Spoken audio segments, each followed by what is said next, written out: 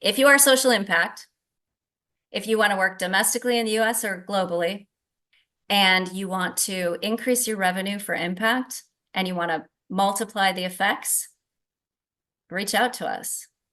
So there's a circular economy. There's everything around agriculture.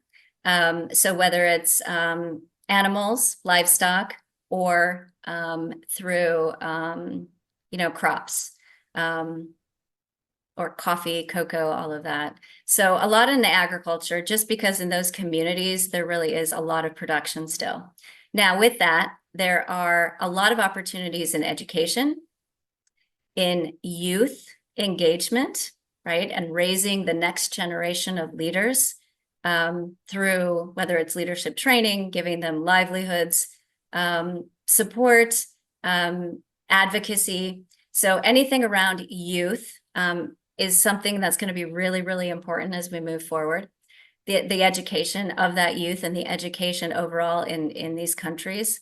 Healthcare is very important.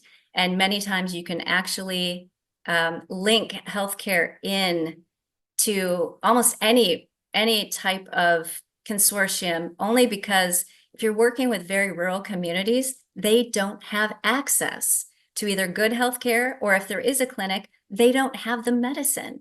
And so there's an opportunity to work in systems change around looking at a system that's inside a community and saying, okay, these systems aren't working properly, whether it's health, whether it's education, whether it's livelihoods around agriculture, whether it's small, medium enterprises that are filling in all the gaps of the supply chains, whatever it is, our win revenue methodology, it works the same.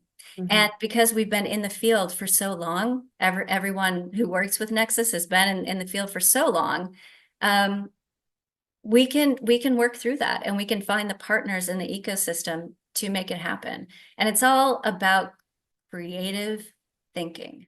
Welcome to the Grow and Learn podcast, your go-to source for expertise and insights on a variety of topics: business growth, leadership, technology, personal and business finance, and more. We've curated a vast network of business experts ready to address your company's most pressing challenges. From corporate growth strategy to leadership, marketing strategy, sales strategy, branding, customer relations, technology, AI, IT security, and beyond, we connect you to the best experts for your needs. Reach out to us for more information or schedule a call at grownlearn.org to explore how we can support you. I have worked in global international development for over 25 years. So I started out as a Peace Corps volunteer, and I was in Suriname, South America. Great experience. And when I came back, I said, no, this is something I want to do. I want to be that bridge to help people find the resources to make their lives better. And so I started working abroad for over 15 years in Latin America and East and Southern Africa. And I worked with contractors for the US government. And so these contractors utilized foreign aid funding to work with vulnerable communities and support them around food security, healthcare, growing wealth in their communities around livelihoods. And in much of these places, it's still very agricultural driven. These are the bread baskets of even where our corporations take out the raw materials that is for coffee and for cocoa and our chocolate and everything. And so these are the people who actually have the raw material on their land. And so it was a great experience. And in 2014, I came back to the US, and I've been part of executive leadership teams for global development, mainly NGO organizations.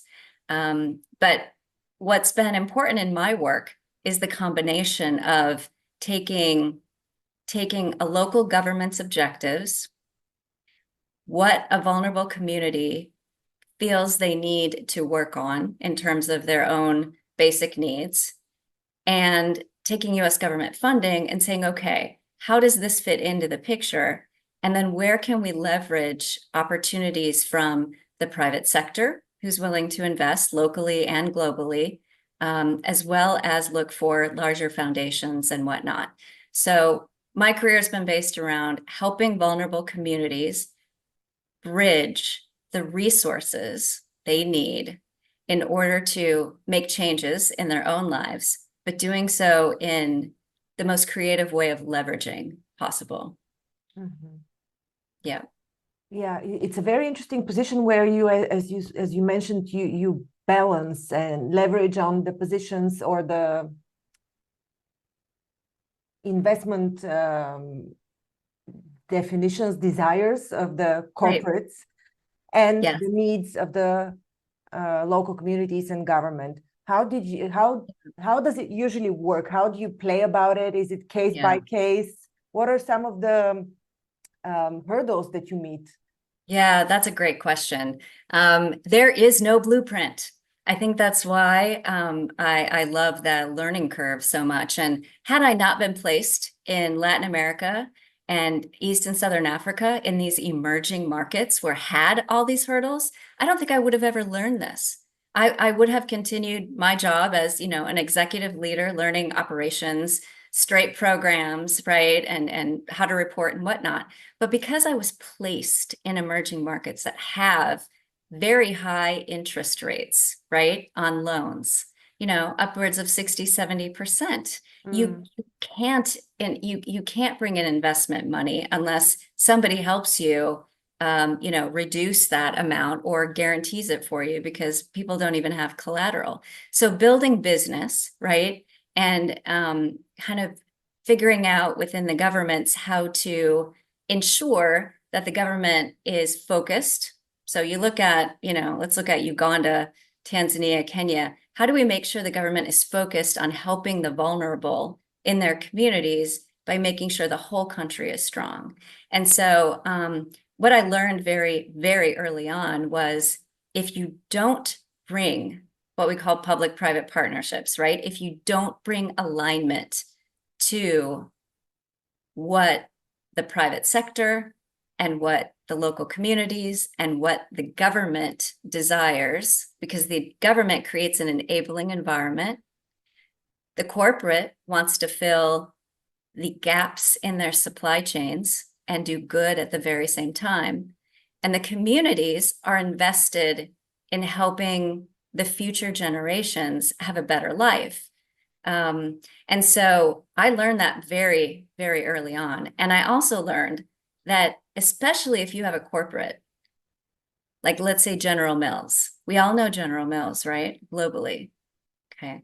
They had an interest in investing in Malawi to help procure dairy cows from South Africa to bring them into Malawi so that we could have cows that produce more milk, right? Because the cows there couldn't produce enough milk. So they were interested in that. They invested in that. We have more milk now coming out of Malawi. And the US government said, you know what? That's fantastic. We're going to give you the money to do the training for the farmers so they actually know how to care for the cows properly. And we're going to give you the money to grant out to some small business owners locally to do the other inputs and the transport and everything else that needs to happen within that supply chain to make it work. That is where success happens. It's that alignment. it's indeed an interesting way to put all the puzzle pieces together. How does it work in?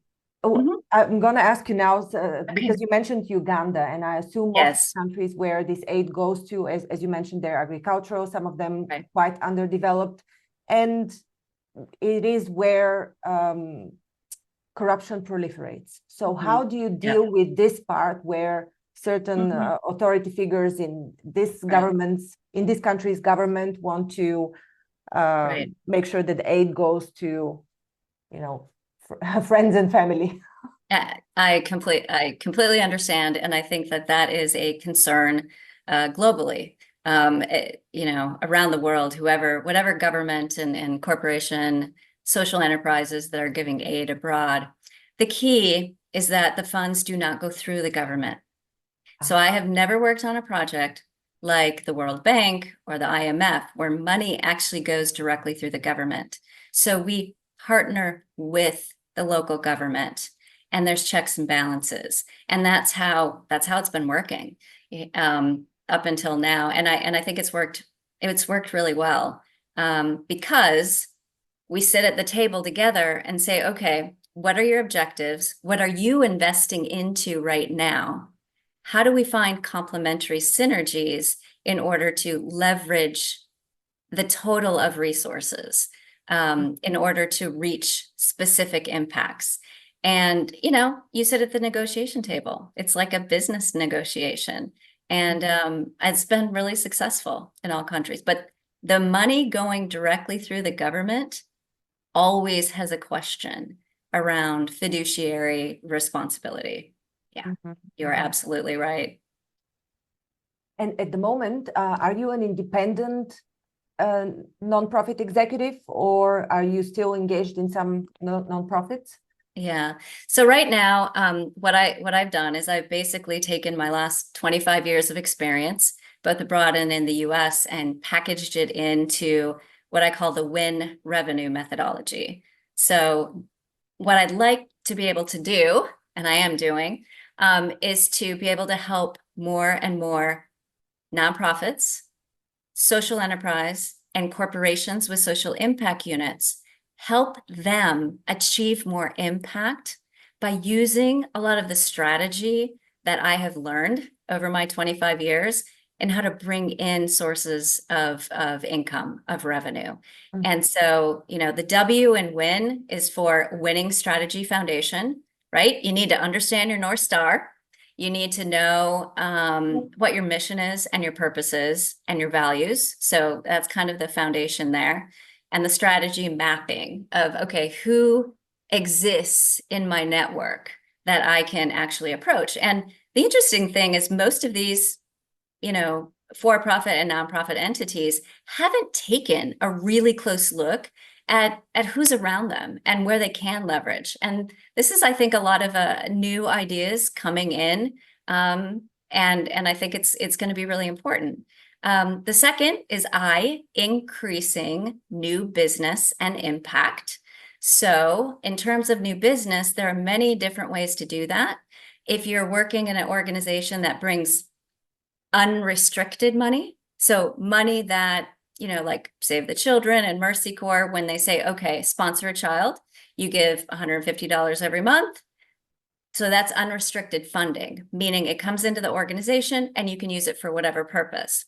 There are ways then to leverage your unrestricted to bring in restricted projects, right? From foundations, corporations, from US government, from the European Union, from the World Bank. I mean, all of them will leverage against that and say, okay, you have invested unrestricted money of 300,000 people giving $50 a month.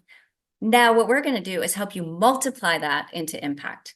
And that's what I know how to do really well. Put all those puzzle pieces together, write the proposals, right? Help the organization figure out how they're going to implement the actual work once they win it, negotiate it so it's good on their terms, and then really evolve the organization to be able to manage more scale.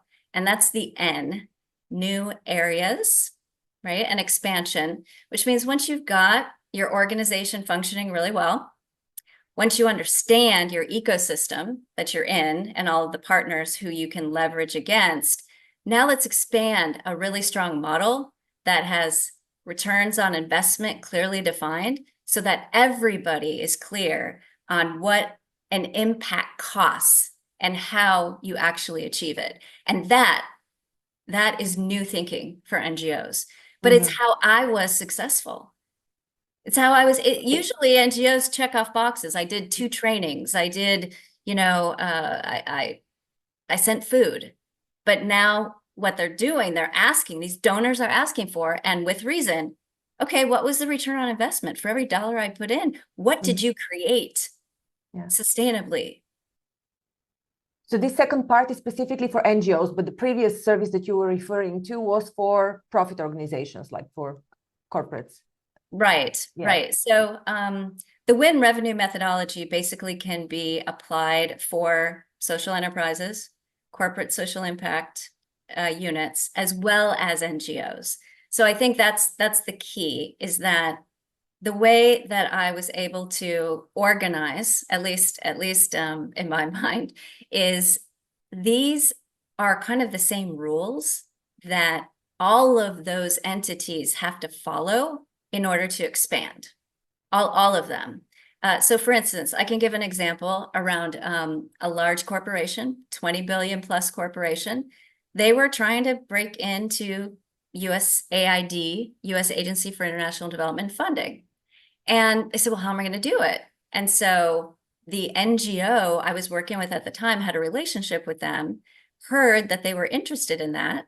Well, this large corporation has expertise in biosecurity measures, right? Around animal management. I mean, we're talking aquaculture, poultry, dairy. And so, basically they have this internal expertise of people who they are sending out to India, right? To Asia, to Africa, and to Latin America to ensure, right, as we're coming out of COVID, that everything is safe and secure. So they said, well, why can't we combine resources? Because there's so much money the US government is putting into this right now. And so we said, fine, this sounds great. You have a great background and you're going to put money into this. Let's submit a proposal to the US government and see what we can do. Well, because as an NGO, we actually negotiated and wrote that proposal for that corporate because they didn't know how to do it. Mm-hmm. We helped them understand how to leverage all their resources so that they could triple the amount of money they were putting into the field. Well, guess what?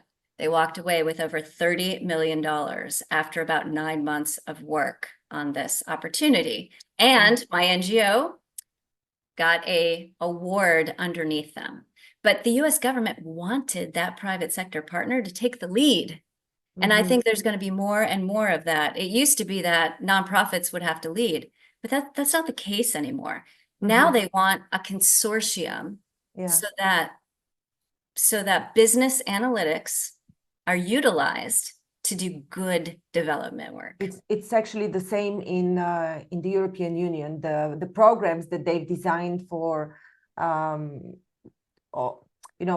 the modern fields like AI development, all the STEM areas and biotechnology and whatnot. All of these require the involvement, or at least the programs that I've looked at require the involvement of universities, private sector, NGOs, like a consortium, as you mentioned. Yeah, that's fantastic. And that will make the difference. But that's not how it's always been. And I honestly think European Union, I think they're leading.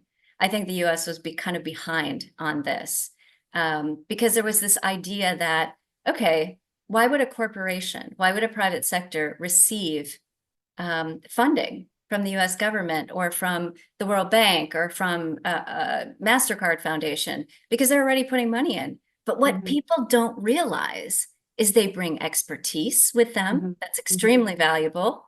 They bring investment already, and they can multiply at a volume level that small nonprofits can never do. They just can't. And so I think it's slowly coming. I think European Union's ahead of us on that, especially because what I understand, and maybe you can help understand this more, is I understand that there are also those checklists from, the companies that they have to give back, basically. And there are quite a few regulations coming out of the EU, especially around corporations and reducing their carbon footprint. And yes, there are some. Yeah, I don't think it's a directive yet. Not yet. Maybe it's a stepped procedure to lead to a directive in some years, but at the moment there is no compulsory regulation. So and maybe it'll happen at the same time, because right now there is a compulsory regulation in California currently. And most likely it's going to continue, because it affects every one of us, no matter who you are, whether you're vulnerable or you're not, you're in a first world or an emerging economy. Climate change, the changes in climate and what's happening to our Earth, right? Because of evolution or, changes that are happening, it's affecting our livelihoods. It's affecting the amount of food we have available for everyone. And, the wars and putting people in refugee camps, right? And trying to help them survive in those refugee camps, trying to figure out where they're going to settle. All of that's affecting the world. It's affecting the world economy. It's affecting the world's health. And it's going to take all of us working for that. And I personally think private sector has a strong role to play. I actually believe that the private sector will have no choice but to participate in society and in, as you mentioned, investing monetarily and in terms of human resources to improve all of these areas. Yeah, and that's exciting. It's exciting because you know what? It's going to bring business analytics to a place where it hasn't been. Yeah. And where that's money exciting. was basically evaporating and people are like, where's the money gone? There were some statistics when, like, I don't know, maybe 14 years ago when I did my MBA, and it said that only about 30% of all the development money, on average, from NGOs reaches the final consumer. Right. Yeah, so it's the program versus the administrative overhead ratio. And there's, that's part of the business analytics. Plus, it's how do you ensure an enabling environment that once you set up a model, it will actually flourish on its own. It's not about creating jobs for ourselves over and over again, right? It's creating sustainability and moving on to the next issue. And that business sense coming into it and the drive from corporations will change the way we do development work globally. And it's a good change. I think it's here, right? It's here. And I think that those who don't get behind those consortiums of social enterprises and working with corporates, I think it's going to be hard to keep up for sure. So how will your involvement look like with the private sector now that you're not involved with an NGO? What will you coordinate? Who will write proposals to the government? How does your how does it look like? That's a great question. So first of all, I think what we're asking is that anyone working in social impact, okay, globally or domestically in the US, if you're working in social impact and you want to increase your revenue, okay, or become more efficient in order to reach multiplied impact, we're your go-to. You also mentioned supply chains, like in the case of milk production. So if they absolutely. So but with a corporation, you already have to know you want a social impact unit. I mean, you have to know that you want to think about people and planet. You want to look for those opportunities to combine thought leadership and resources.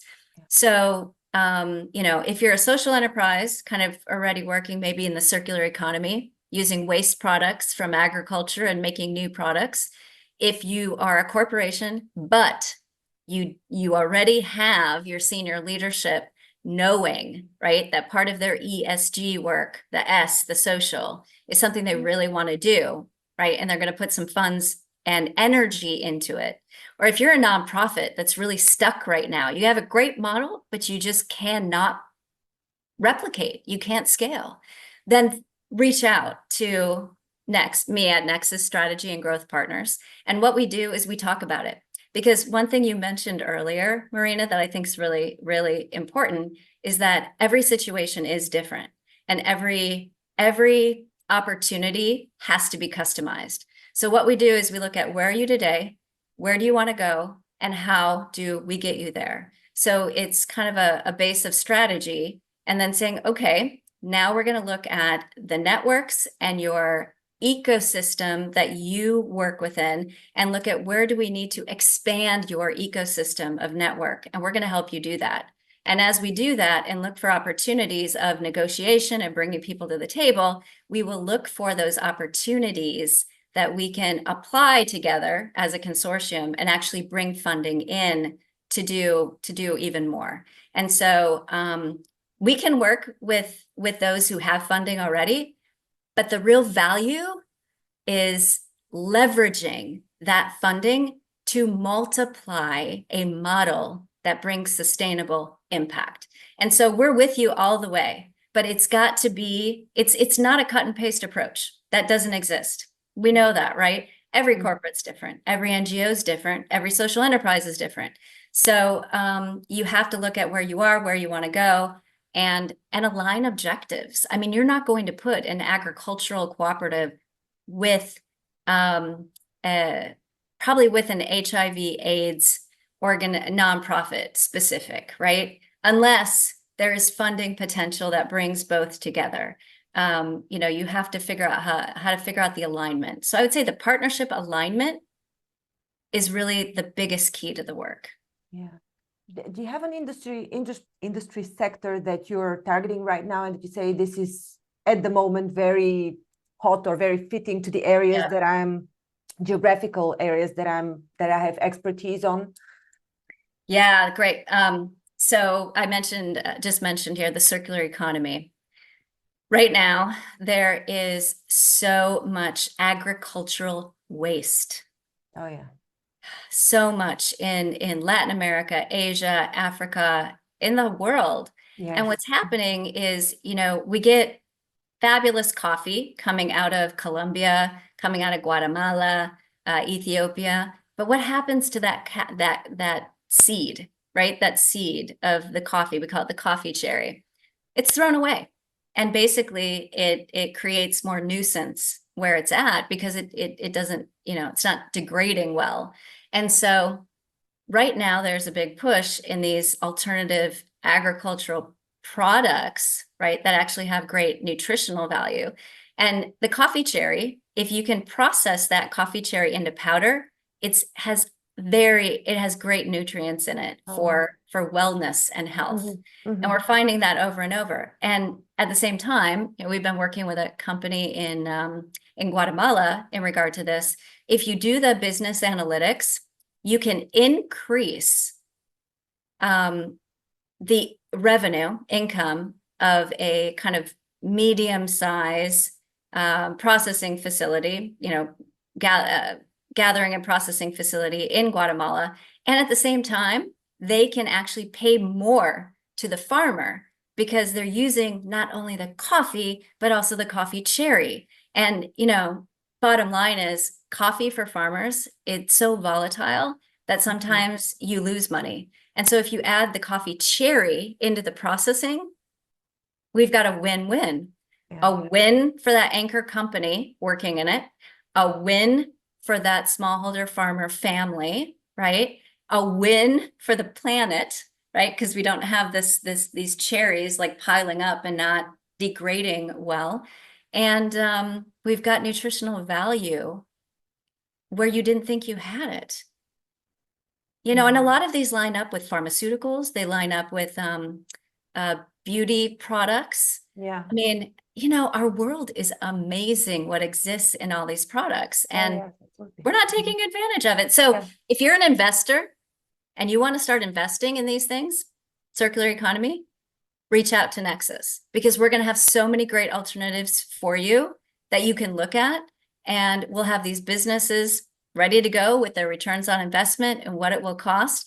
And these companies, they're willing to take a loan. It's not all about grant money. If you have a loan, right, it's not 60 or 70%, but you have a loan that's actually doable for a mid-sized business in Latin America or Africa, they're going to take that loan because they know that this is going to change their life and the life of 600, 700,000 smallholder farmers that live around them. So what kind of an investor are you calling on at the moment? These are not VCs, they're not startup investors. What kind of an investor do you have in mind? They're impact investors. Impact So they're investors that want to use their investments for good. Okay. Okay. The investment is paid back.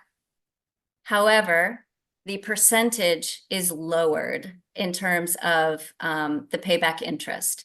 And so part of it is paid back in the actual impact that we negotiate at the beginning. So if we increase smallholder farmers' income, we increase a medium-sized business revenue, that counts as some of what the percentage of payback would be. So an impact investor gets their investment back plus X percent of cash on top of it, plus a report that says because of your money, you were able to increase the revenue of X number of smallholder families, of this anchor company working in regenerative agriculture and utilizing waste into a product that can be used.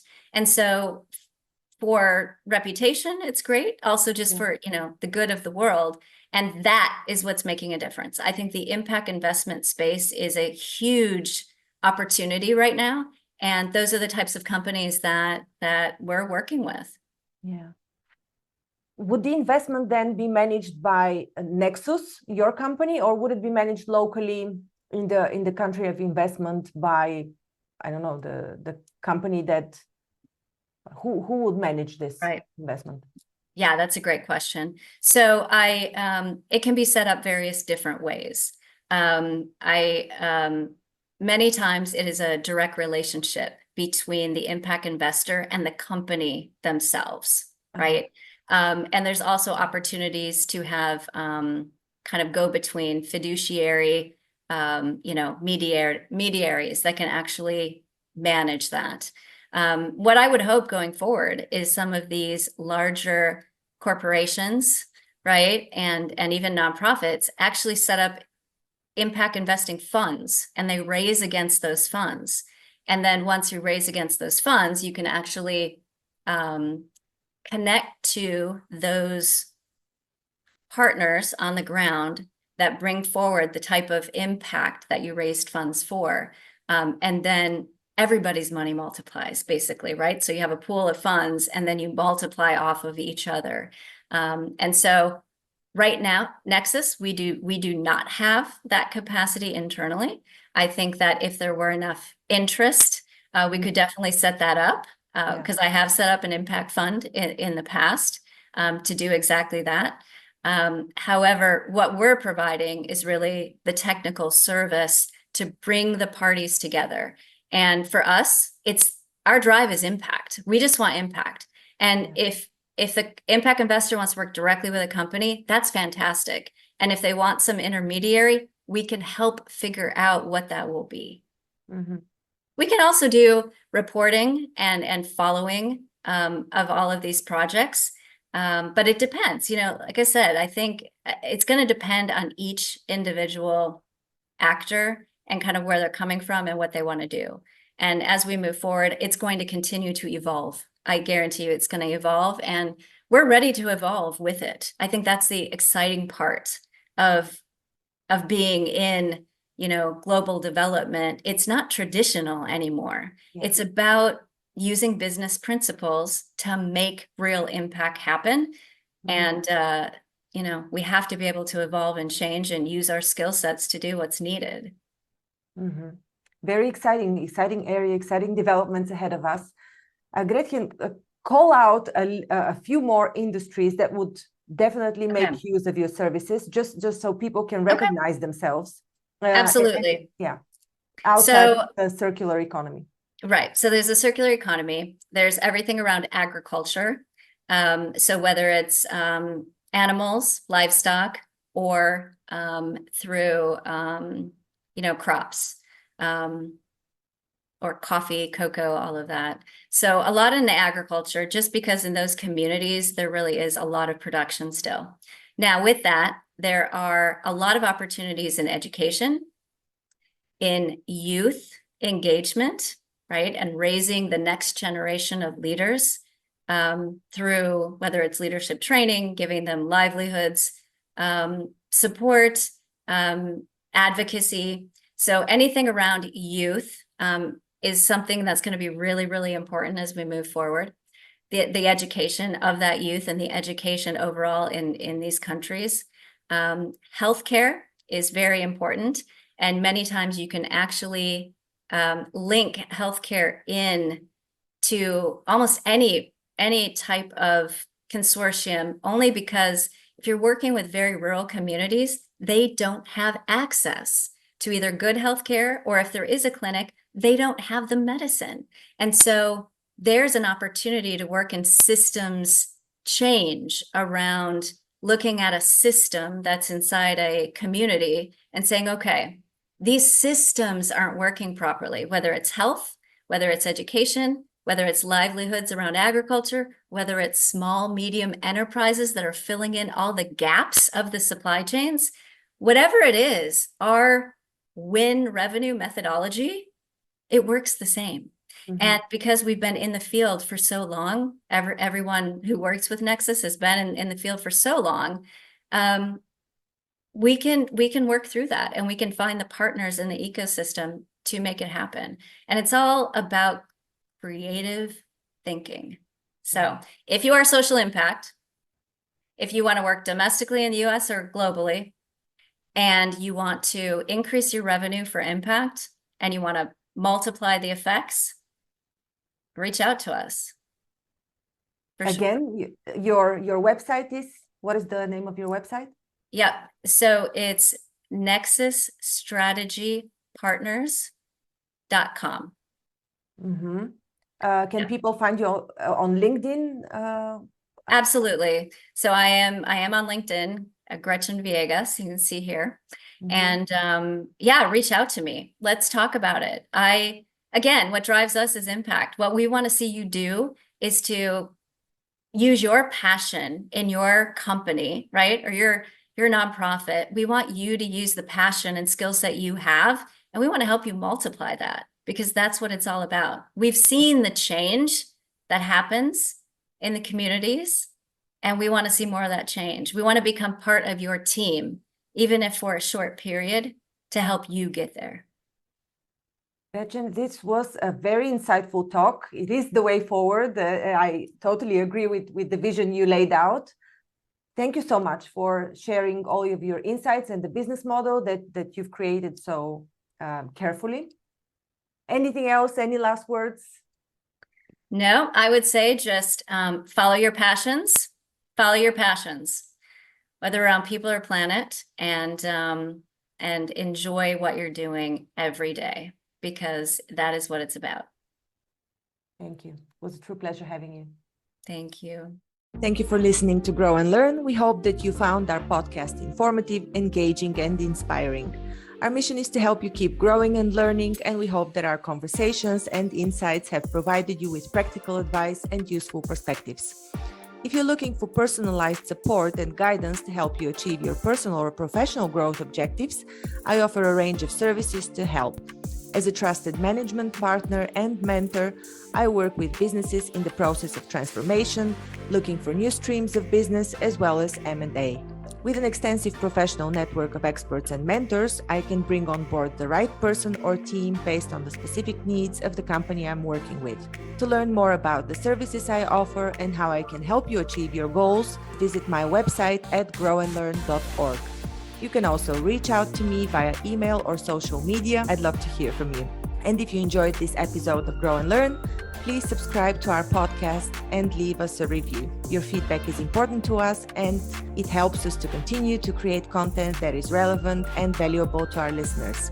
Thanks again for listening, and we look forward to sharing more insights and perspectives with you in the future.